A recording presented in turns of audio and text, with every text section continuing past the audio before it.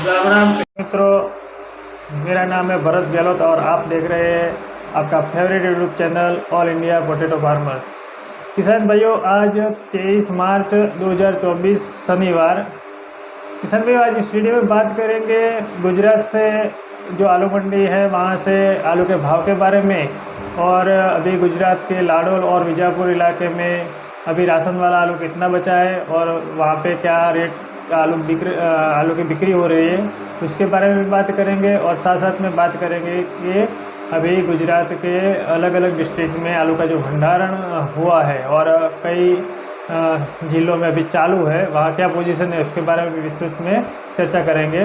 तो सबसे पहले रंगों का त्यौहार होली की आप सबको अग्रिम शुभकामनाएं। और अब इस वीडियो में आगे बढ़ते हैं और बात करते हैं सबसे पहले आलू के भाव के बारे में। तो गुजरात से आज मैंने अहमदाबाद मंडी और सूरत मंडी से भाव लिया है। तो सबसे पहले बात कर लेते हैं अहमदाबाद मंडी की। तो अहमदाबाद मंडी में आज पुखराज आलू 350 रुपये से लेके 400 रुपया प्रति 20 किलो के हिसाब से, मतलब कि 1750 रुपये से लेके 2000 रुपया प्रति क्विंटल के हिसाब से अहमदाबाद मंडी में पुखराज आलू बिक रहा है। वहीं बात करें अहमदाबाद मंडी में बादशाह आलू के भाव के बारे में, तो बादशाह आलू 400 रुपये से लेकर 450 रुपया प्रति 20 किलो के हिसाब से अहमदाबाद मंडी में बिक्री हो रहा है, मतलब कि 2000 रुपये से लेकर 2250 रुपया प्रति क्विंटल के हिसाब से अहमदाबाद मंडी में बादशाह आलू का भाव चल रहा है। वहीं बात करें कोलंबा आलू की, तो कोलंबा आलू किसान भाइयों अभी मंडियों में बिल्कुल कम आ रहा है, क्योंकि जब खेतों से आलू की जो लोडिंग है वो बंद हो चुकी है। और कोल्ड में अभी जो 2-4 कोल्ड में अभी मुहूर्त हुआ है, वहाँ से लेबर की प्रॉब्लम की वजह से अभी लोडिंग नहीं हो रहा है। तो कोलंबा आलू बिल्कुल ना के बराबर मंडियों में पहुँच रहा है। फिर भी कहीं 1-2 जगह पहुँचा है तो वहाँ से भाव मिला है। तो अहमदाबाद मंडी में कोलंबा आलू की भाव की बात करें तो कोलंबा आलू 380 रुपये से लेकर 450 रुपया प्रति 20 किलो के हिसाब से, मतलब कि 1900 रुपये से लेके 2250 रुपया प्रति क्विंटल के हिसाब से अहमदाबाद मंडी में बिक्री हो रहा है। किसान भैया, अगर कोलंबा के रेट में अगर आपको कोई दिक्कत लगे तो आप मेरे को कमेंट करके करेक्ट करने की कोशिश करें। तो किसान भाइयों, ये प्रमुख आलू किस्मों के भाव अहमदाबाद मंडी से थी। अब बात करते हैं सूरत मंडी से। सूरत मंडी में किसान भाई आज पुखराज आलू 280 रुपये से लेकर 350 रुपया, और एकदम VVIP बड़ी साइज वाला आलू हो जो वेफर क्वालिटी का, तो 370 रुपया प्रति 20 किलो के हिसाब से पुखराज आलू सूरत मंडी में बिक रहा है, मतलब कि 1400 रुपये से लेकर 1850 रुपया प्रति क्विंटल के हिसाब से पुखराज आलू सूरत मंडी में भाव चल रहे हैं। वही बात करें बादशाह आलू की सूरत मंडी में, तो बादशाह आलू 370 रुपये से लेकर 380 रुपया, और एकदम VVIP साइज वाला माल हो तो क्वालिटी बढ़िया हो तो 400 रुपया प्रति 20 किलो के हिसाब से सूरत मंडी में बादशाह आलू का भाव चल रहा है, मतलब कि 1850 रुपये से लेके 1900 रुपया, और एकदम साइज वाला आलू हो बढ़िया क्वालिटी का तो 2000 रुपया प्रति क्विंटल के हिसाब से सूरत मंडी में बादशाह आलू के भाव अभी आज के दिन चल रहा है। वही बात करें कोलंबा आलू की, तो वही पोजीशन है सूरत मंडी में भी कि वहाँ पे अभी कोलंबा आलू बिल्कुल ना के बराबर आ रहा है। फिर भी कई 1-2 जगह पे आया है, तो वहाँ पे बात करें तो कोलंबा आलू के भाव के बारे में, तो कोलंबा आलू 350 रुपये से लेकर 400 रुपया, और एकदम साइज वाला माल एकदम चमकदार क्वालिटी का बढ़िया किस्म का आलू हो कोलंबा तो 410-20 रुपये तक भी, कई तो एकदम VVIP हो तो 430 रुपये प्रति 20 किलो के हिसाब से भी बिक्री हुआ है। लेकिन जो आज माल आया है उसमें 400 रुपये तक का ही व्यापार हुआ है, तो बता सकते हैं कि 350 रुपये से लेकर 400 रुपया प्रति 20 किलो के हिसाब से बिक्री हुआ है, मतलब कि 1750 रुपये से लेकर 2000 रुपया प्रति क्विंटल के हिसाब से कोलंबा आलू सूरत मंडी में अभी भाव चल रहे हैं। तो किसान भाइयों, ये थे अहमदाबाद और सूरत मंडी से प्रमुख आलू किस्मों के भाव। और अब बात करते हैं कि गुजरात के ही लाडोल और जो बीजापुर इलाका मेहसाना डिस्ट्रिक्ट में पड़ता है, मेहसाना ज़िले में, तो उसमें ये जो अभी राशन आलू की खुदाई चालू है उसके बारे में बात करें तो किसान भाइयों, मैं 20 तारीख को बीजापुर गया था, लाडोल गया था। वहाँ पे जो आलू का पूरा बेल्ट है उसका मुआयना किया, किसानों के साथ भी बात हुई और वहाँ की जो पोजीशन मैंने जानने की कोशिश की, भाव के बारे में भी जाना। तो अब पिछले साल की बात करें 2023 में, तो 2023 में किसान भाइयों पूरा अप्रैल महीना बीजापुर और लाडोल से राशन आलू की आपूर्ति हुई थी। तो उसकी वजह से क्या हुआ कि वहाँ से आलू ख़त्म होने के बाद डंप का नंबर लगा और डंप ख़त्म होने के बाद आलू कोल्डो का शुभारंभ हुआ था। तो यहाँ पे सबसे अच्छी बात ये है इस साल हम किसान भाइयों के लिए, और जो आलू जिस किसान और व्यापारी भाइयों ने आलू स्टोर में भंडारण किया उन लोगों के लिए, कि इस साल ज़्यादा से ज़्यादा मैं जब 20 तारीख वहाँ पे गया तो उसके बाद 10-12 दिन चले, इतना ही आलू का जो खुदाई कार्य था वो बाकी था। लेकिन अभी क्या हुआ कि अब होली का त्यौहार है, तो जो आलू बीनने वाली जो लेबर होती है वो अभी 3 या 4 दिन के लिए छुट्टी पे चली जाएगी। तो वो 10-12 दिन में 5 दिन और भी बढ़ सकते हैं। लेकिन सबसे महत्वपूर्ण बात यह है कि वहाँ पे जो आलू की जो खुदाई कार्य चालू है और जो आलू निकल के मंडियों में पहुँच रहा है, उन आलू का जो भाव है वो किसान भाइयों को बहुत बढ़िया मिल रहा है। तो उसकी वजह से क्या है कि आलू का जो डंप है वहाँ भी लगते थे वो बिल्कुल ना के बराबर है, मतलब एक भी नहीं ऐसे भी अगर मान ले तो चले, क्योंकि मैंने पूरा ऐसे बोला कि 30 किलोमीटर जो लंबाई में उनका जो पूरा बेल्ट है और 5 किलोमीटर ऐसे चौड़ाई में है, तो वो पूरा मुआयना किया। उसके बिहाफ पे, उसके आधार पे मैं बोल सकता हूँ कि जो डंप है वो बिल्कुल नहीं है, और आलू का जो रेट है वो दिन प्रतिदिन तेज़ी की तरफ रुख कर रहा है।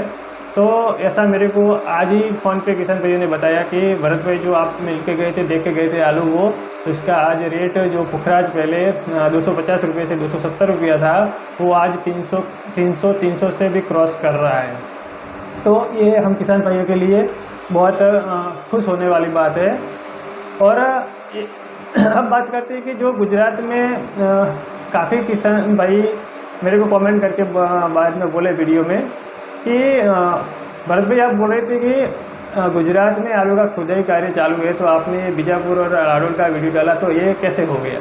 तो किसान भाइयों मैं आपको, आप जहाँ से भी वीडियो देख रहे थे, मैं आपको बात स्पष्ट कर दूँ कि गुजरात में जो प्रमुख जो आलू का जो जहाँ पे फसल लगता है वो प्रमुख 4 या 5 जिले हैं, जिसमें बनासकांठा, साबरकांठा, मेहसाणा, खेड़ा, ये 4 या 5 डिस्ट्रिक्ट है। वहाँ पे आलू का फसल लगाया जाता है।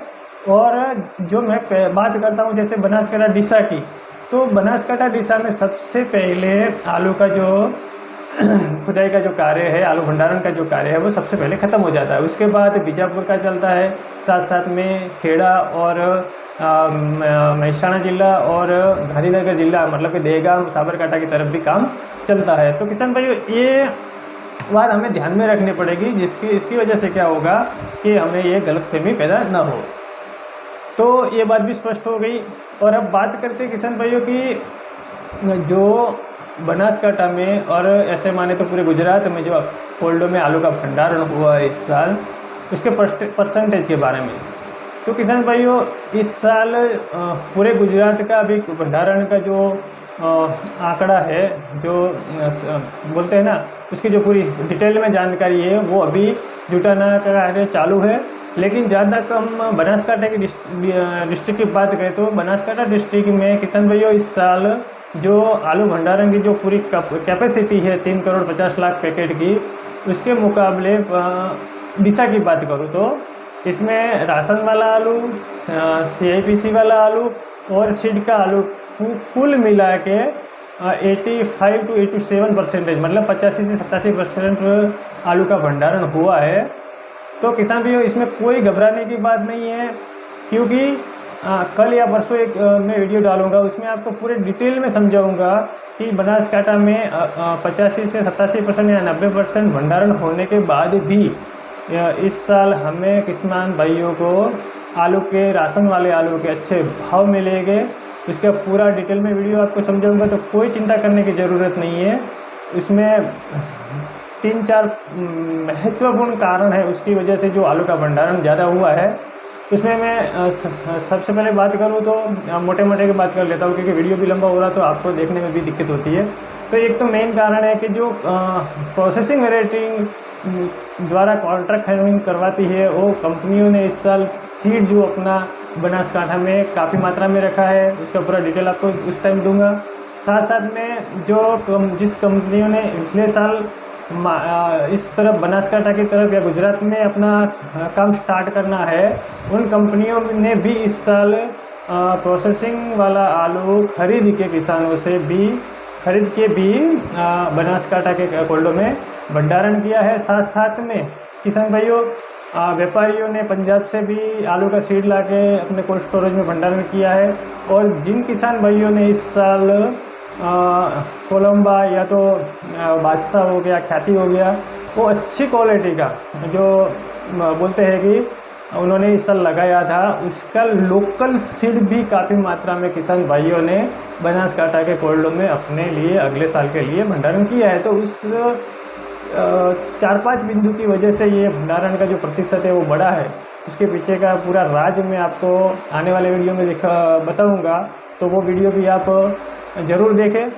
और किसान भाइयों, दूसरी बात करें हम गुजरात के अलावा बंगाल की या तो यूपी की बात करें, तो यूपी में जो आगरा में जो पूरा माहौल बिगाड़ने की कोशिश की, और वैसे तो पूरे देखें तो पूरे यूपी में जो पिछले हफ्ते किसान भाइयों को डरा के, भय फैला के, अफवाह फैला के पूरा जो माहौल बिगाड़ा गया, वो अफवाह से अभी पूरा पर्दाफाश हो गया है।